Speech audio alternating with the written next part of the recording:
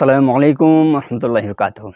ناظرین گرامی قدر، ڈپریشن کے نمایاں علامات میں سے 5-7 علامات بار بار ظاہر ہوں اور دیر تک اسی کیفیت میں رہے اور ان کیفیات کی وجہ سے آپ کی زندگی کے روزمرہ معاملات میں شدت سے خلل آئے تو چاہیے کہ فوراً ڈاکٹر سے رجوع کریں۔ ذاتی طور پر اپنے جنرل میڈیکل فزیشین سے کنسلٹ کر سکتے ہیں۔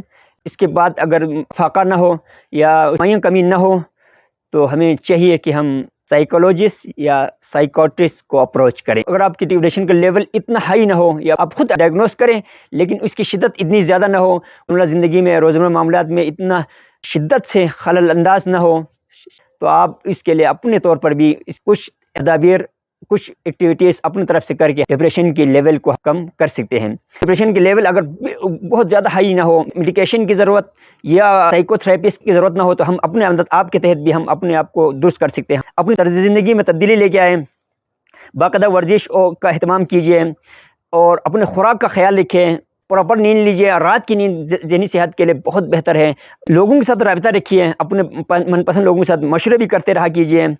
میڈیٹیشن بھی انسانی ذہنی صحت کے لیے بہت مفید ہے۔ ایک یونیک قسم کا سن میڈیٹیشن ہم اپلوڈ کر چکے ہیں، آپ وہ بھی دیکھ سکتے ہیں۔ انشاءاللہ آنے والے وقتوں میں ہم 1-2 اور یونیک قسم کے میڈیٹیشن جو خصوصی طور پر ذہنی صحت کے لیے مفید ہو، اس کی ویڈیوز بنا کے آپ کے ساتھ شیئر کریں گے۔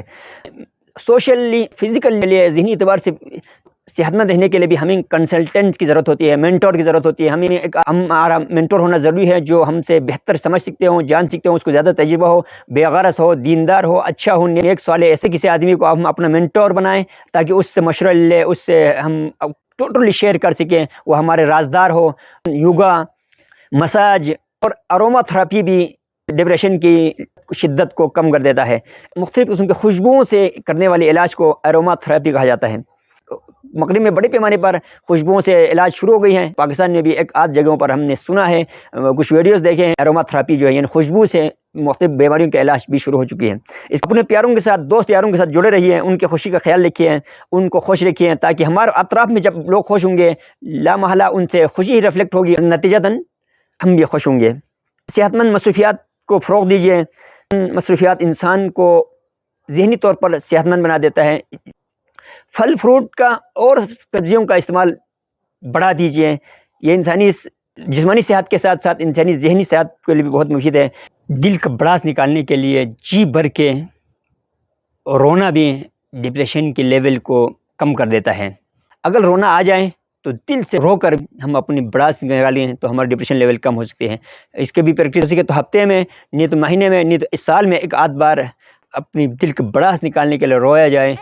کھل کر بلند آواز میں بامانی کوئی چیز پڑھنا بھی ہماری جو ہے ذہنی صحت کو بہتر بنا دیتا ہے۔ مثلاً اذان پڑھنا، بلند آواز میں دلی کے ساتھ دل سے قرآن مجید کی تلاوت کرنا، خلوص کے ساتھ جی لگا کر، دل لگا کر نعت پڑھنا، حمد پڑھنا، یہ ڈپریشن کے لیول کو کم کر دیتا ہے۔ پسندیدہ کتابوں کو پڑھنا، مطالعہ بھی انسانی ڈپریشن کو کم کر دیتا ہے۔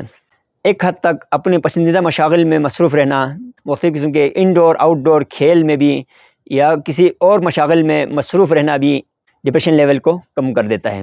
مختلف فلاحی کاموں میں حصہ لینا جس کا براہ راست ہمیں کوئی فائدہ نہ ہو، کسی ادارے میں فلاحی کام میں بہت پارٹیسپیٹ کرنا، بے لوث خدمت کرنا بھی انسانی ڈپریشن کو کم کر دیتا ہے۔ اپنے ہاتھ سے صدقہ خیرات دینا یعنی ڈونیشن کرنا، براہ راست غریبوں کی مدد کرنا اور اس سے کوئی ایکسپیکٹ نہ کرنا ریوارڈ کی، اور زندگی میں نظم و ضبط کا خیال رکھیے۔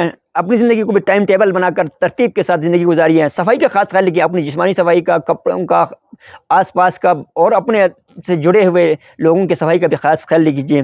اپنا خیال رکھیے۔ بہت بہت شکریہ۔